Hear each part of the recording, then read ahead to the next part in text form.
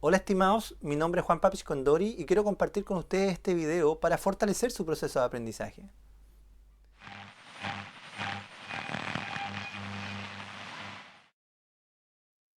Como ustedes ya saben, los ratios, las razones financieras, permiten analizar a la empresa desde cuatro puntos de vista distintos. Desde el punto de vista de la liquidez, la eficiencia en las operaciones, el nivel de endeudamiento y la rentabilidad. El objetivo de este video es comenzar a trabajar los ratios de liquidez en la planilla Excel.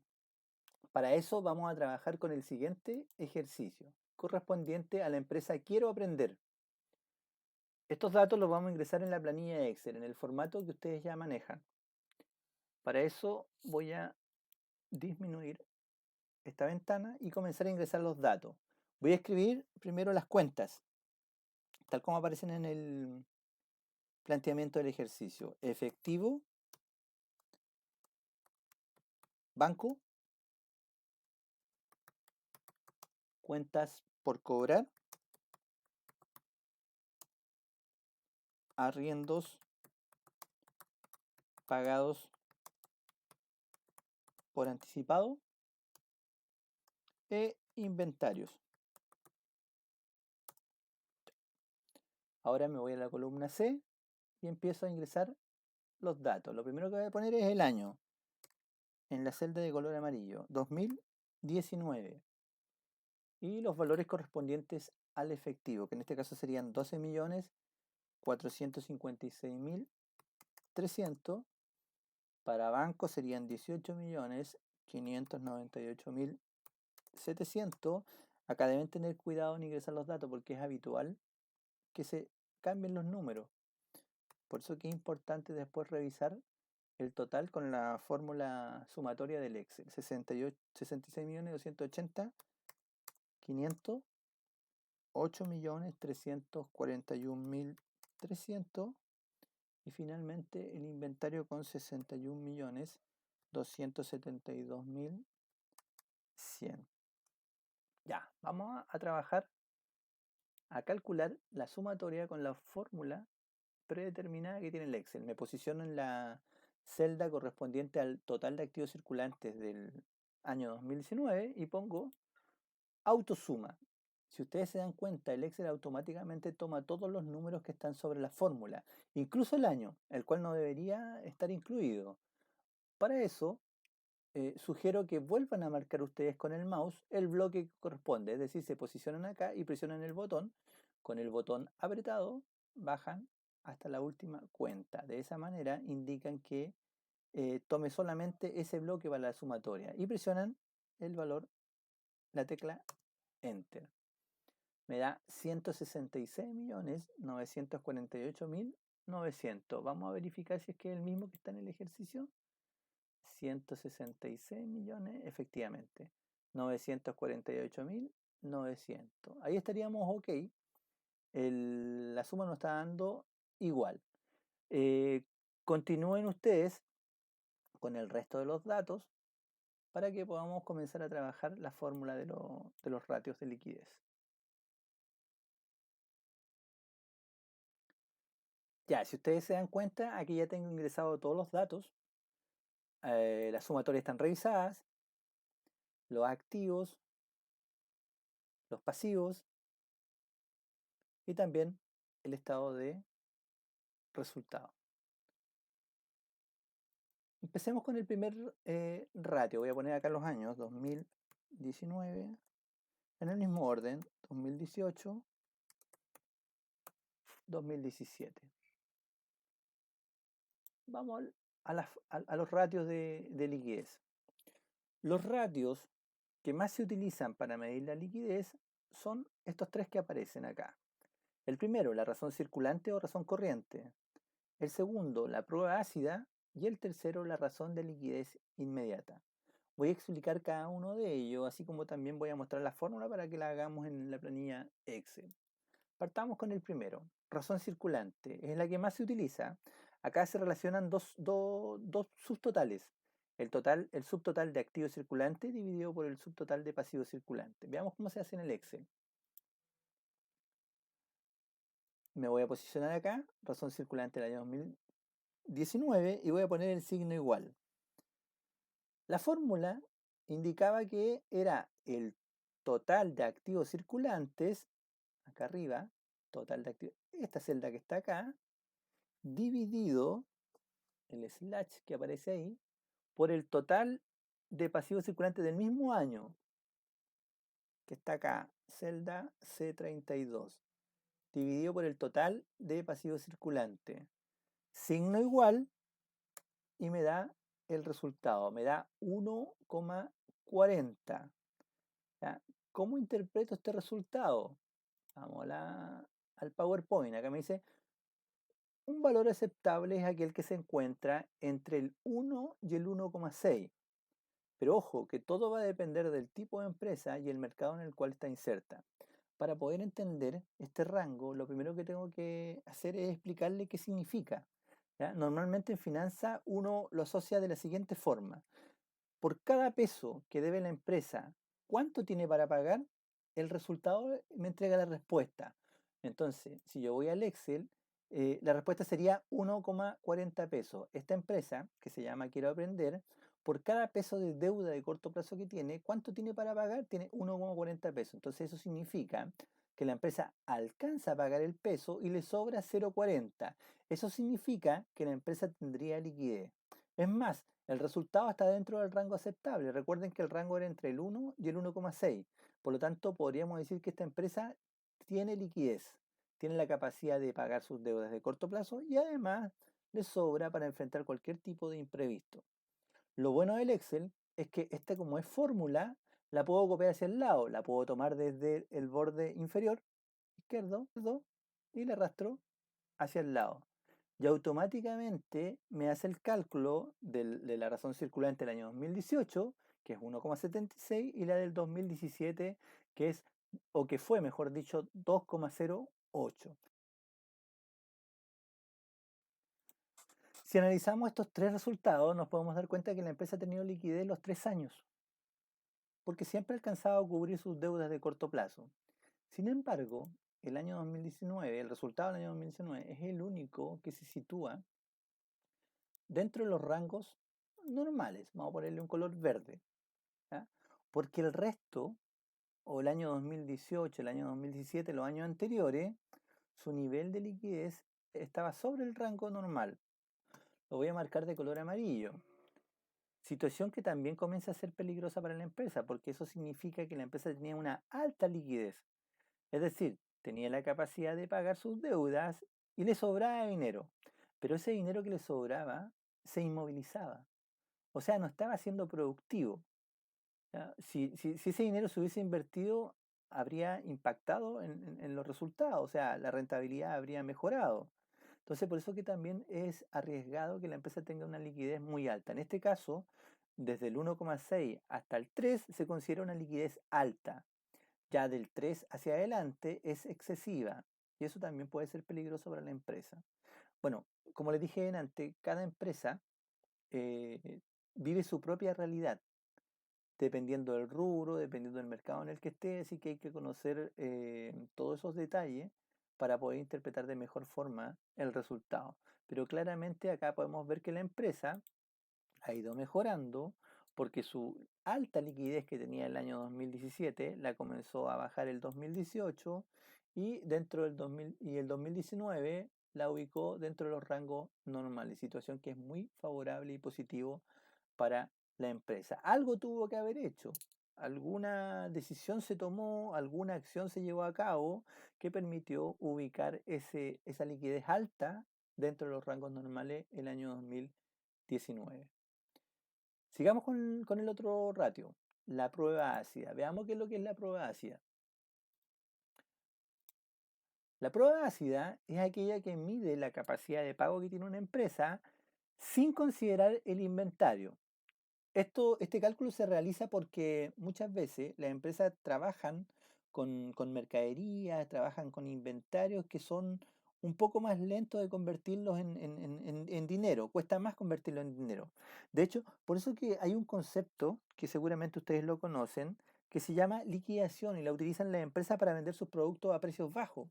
Cuando hay alguna liquidación de temporada, por ejemplo, uno lo asocia inmediatamente a que los productos se venden con un descuento. Y efectivamente es así, pero es un término netamente financiero, que significa convertir los productos en dinero en efectivo. Eso significa liquidación. Liquidación de mercaderías, convertir las mercaderías en dinero. Entonces, eso es lo que se hace con esta fórmula, ver qué capacidad de pago tiene la empresa si dejamos fuera los inventarios. Veamos cómo se hace en el Excel. En el Excel tendría que trabajar la fórmula de la siguiente manera. Vamos a poner el signo igual. Y acá hay que tener cuidado porque matemáticamente tengo que resolver primero la resta de arriba del numerador. Entonces voy a abrir un paréntesis y voy a poner total de activos, que está acá arriba, total de activos circulantes, menos los inventarios, que es la celda C9, y ahí cierro el paréntesis. Y así, lo primero que va a hacer el Excel es la resta. Luego que resuelva esa resta, voy a hacer la división. Y ahí divido el resultado por el total de pasivo circulante. Y voy a presionar el Enter para ver qué resultado me da. Si ustedes se dan cuenta, el resultado da 0,89. De la misma manera, puedo copiar la fórmula arrastrándola desde esta esquina hacia la derecha para que me dé el resultado del año 2018 y el año 2019. Si ustedes se dan cuenta, el 0,89 significa que por cada peso que debía la empresa tenía 0,89 para pagar. Esto se sitúa dentro del rango normal, porque para la prueba ácida un resultado normal va entre el 0,6 y el 1 y el 1. ¿Ya? Eso es lo habitual dentro de la empresa. Sin embargo, el año 2018 y el 2017 ese valor era alto. Lo voy a marcar con amarillo también, porque significaba que la empresa, aún quitándole el inventario de los activos circulantes, igual tenía dinero para pagar, porque por cada peso que debía tenía 1,14, o sea, igual alcanzaba a pagar todo y le sobraba dinero. El año 2017 igual, pagaba y le sobraba 0,40. Entonces, esto ratificaba que durante el año 2018 y el 2017 la liquidez de la empresa era alta. Y nuevamente se da la situación de que existían recursos ociosos, por decirlo así, recursos que se inmovilizaban y no se aprovechaban. Seguramente esto afectaba en los resultados de la empresa.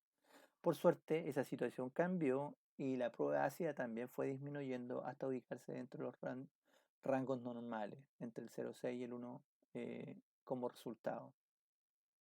Y vamos al último, finalmente, la razón de liquidez inmediata. La razón de liquidez inmediata es la que mide la capacidad de pago solo con el efectivo que tiene la empresa. Y dentro del efectivo hay que considerar la cuenta caja más el banco, tal como aparece acá. Y igual hay que resolver la sumatoria de arriba y después dividirlo por el pasivo circulante. Veamos cómo se hace en el Excel. Signo igual, abro el paréntesis para que se resuelva el numerador primero. Y acá tengo que considerar solamente las cuentas de efectivo, que en este caso considera el propio efectivo, la caja, más la cuenta banco. Cierro el paréntesis y luego eso lo divido por el total de activo circulante, que está acá, celda C32, y pongo el signo igual. Antes de interpretarlo igual, lo copio hacia el lado y ahí voy a darme cuenta de cuál era la capacidad de pago que tenía la empresa solamente utilizando el efectivo. La interpretación es la misma por cada peso que debía la empresa el año 2019. ¿Cuánto tenía para pagar? 0,26. Esto también lo podría expresar en porcentaje, lo tendría que multiplicar por 100, sí. Si la empresa, en un caso extremo, tuviera que cancelar sus deudas de corto plazo, ¿cuánto alcanzaría a cubrir solo con el efectivo que posee? En este caso, el 26% o 0,26. ¿Eso será bueno? ¿Será malo? Mira, habitualmente el rango de la razón de liquidez se ubica entre el 0,1 y el 0,3. Es como lo normal, lo ideal que debía. Y acá nuevamente nos encontramos que este resultado está dentro del rango aceptable. Sin embargo, en los años anteriores, fíjense cuánto tenía. Acá lograba cubrir casi el 41% del total de la deuda. Y en el año 2017, casi el 57%. Eso obviamente ratificaba que la liquidez en esos años era alta. No es una situación mala lo de la empresa en términos generales. ¿Ya? Siempre tuvo liquidez, pero el año 2018 y el 2017 esa liquidez fue alta. ¿Ya? Situación que se puede mejorar, que lo ideal es que vaya disminuyendo y es lo que efectivamente logró la empresa del 2017 al 2018 porque los ratios disminuyeron, estoy hablando de los tres, y el 2019 se ubicaron dentro de los rangos normales. Eso es bueno para la empresa y obviamente da a entender que la empresa tiene la capacidad de pago en el corto plazo. Esta es una etapa, la etapa del cálculo de los ratios. El cálculo corresponde al análisis cuantitativo, hacer la fórmula, ¿cierto? Tal como la describimos acá. Después viene una segunda etapa que es la interpretación, que por ejemplo acá cuando le empezamos a poner los colores, es bueno, es malo, esa es una interpretación ya más cualitativa. Y luego viene una tercera etapa que tiene relación con tomar ya algunas medidas de acción. Porque, por ejemplo, ¿qué podría ocurrir si yo digo, aún sigue siendo alta? O sea, ¿qué pasaría si yo la quisiera dejar en 1,20 la razón circulante? Tendría que disminuir la razón circulante. ¿Cómo lo hago? Vamos a ver. Primero, matemáticamente. Voy a hacer la siguiente pregunta. ¿Cómo disminuir la razón circulante? Ustedes ven la fórmula. Matemáticamente, si yo quisiera disminuir la razón circulante, lo podría hacer de tres formas distintas. Primero, podría disminuir los activos circulantes. ¿Ya? Si disminuye los activos circulantes, la razón circulante va a disminuir. O también podría aumentar los pasivos circulantes, porque si aumenta el denominador, obviamente el resultado también va a provocar una disminución. Entonces, son dos formas de disminuir la razón circulante. O la tercera sería llevar a cabo las dos estrategias, disminuir los activos circulantes y aumentar los pasivos circulantes. Eso obviamente también provocaría una disminución en la razón circulante de la empresa. Pero esto desde el punto de vista matemático. ¿Cómo lo puedo hacer en la práctica, por ejemplo? Estoy hablando de los activos circulantes y para disminuir los activos circulantes tendría que considerar las cuentas del activo circulante. Vamos a ver las cuentas. A ver, aquí están las cuentas del activo circulante. El activo circulante lo componen el efectivo, banco, cuentas por cobrar, los inventarios y también hay una cuenta ahí, arriendos pagados por anticipado. Esta no se utiliza mucho. Esta es una cuenta, entre comillas, mentirosa, por decirlo así, porque este es dinero que la empresa no tiene, porque ya lo pagó. Ahí dice, arriendos pagados por anticipado. Se trabaja como un activo circulante porque más adelante hay que reconocerlo como pérdida, pero no es dinero que tiene disponible. En cambio, el efectivo la empresa lo tiene disponible, me refiero a los 12 millones, el banco también tiene los 18 millones, las cuentas por cobrar, si bien es cierto la empresa todavía no recibe ese dinero, tiene un derecho de cobro sobre ella, o sea, también podría contar con esos 66 millones. Y las mercaderías o los inventarios que están acá también es un producto que en cualquier momento los puede liquidar y transformarlo en dinero. ¿Ya? La única cuenta que no deberíamos considerar para el análisis es la de arriendos pagados por anticipado.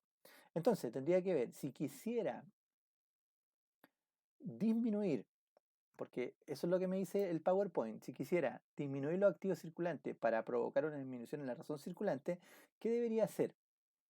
Debería o disminuir el efectivo, disminuir banco, o disminuir las cuentas por cobrar o los inventarios. Pero hay que tener cuidado con este análisis porque uno dice, a ver, ya, voy a gastarme dinero, voy a comprar más mercadería. Pero si compro más mercadería, por ejemplo, voy a comprar 10 millones de mercadería y las voy a pagar al contado. Efectivo va a disminuir en 10 millones, pero la mercadería yo la tengo que registrar dentro de los inventarios. O sea, saco 10 millones de acá y me aumenta 10 millones acá, a 71 millones. Y el resultado me queda igual. Entonces no me sirve comprar mercadería en efectivo para mejorar la razón circulante, ¿ya? Eh, eh, Tal vez alguien podría decir, ¿y si cobro las cuentas? Cobro de los 60 millones, cobro 30 para que esto disminuya a 36. Ya, me va a disminuir a 36, pero si lo recibo en efectivo ese dinero, se va a trasladar hacia arriba. Voy a tener 42 millones y el total va a permanecer igual. Entonces, ojo que un movimiento dentro de las mismas cuentas por cobrar no me sirve para mejorar la razón de liquidez. En este caso, el 1,40. ¿Ya? Tengo que buscar otra forma de trabajarlo, de disminuir. Por ejemplo, ¿cuál es la otra opción?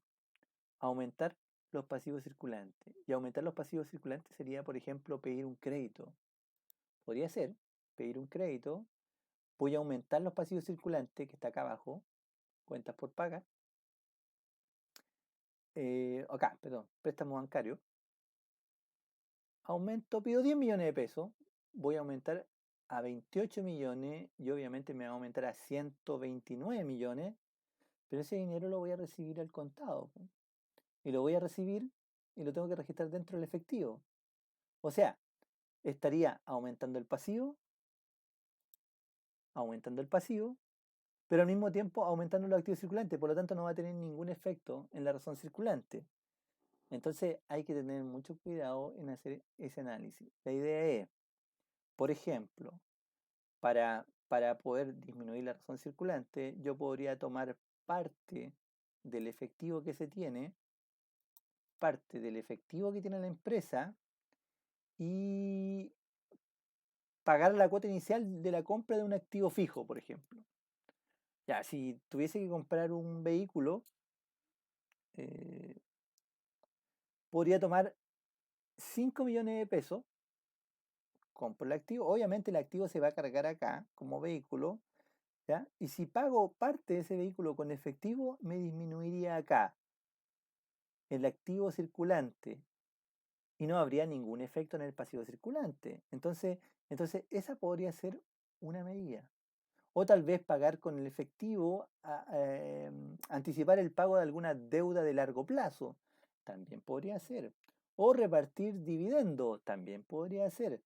¿Ya? Hay que buscar la forma de cómo lograr que solamente los activos circulantes disminuyan o solamente los pasivos circulantes aumentan o los dos al mismo tiempo, pero que realmente provoquen una razón circulante. Ya ese es un análisis más acabado, más completo, y que es una tercera etapa. Recuerden que lo importante y lo que nosotros estamos analizando ahora, aprendiendo a trabajar, es la parte del diagnóstico, de hacer un análisis. Y en función de eso, recién voy a empezar a trabajar este tipo de interpretación para tomar decisiones como administrador financiero.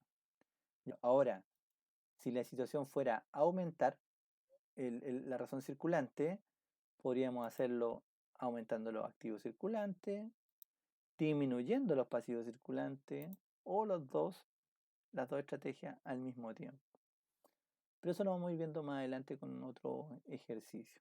Este video lo vamos a dejar hasta acá para que en el próximo nos dediquemos a analizar los ratios de la eficiencia en las operaciones. Nos vemos. Si te gustó el video, déjame un like y suscríbete al canal para seguir publicando más videos.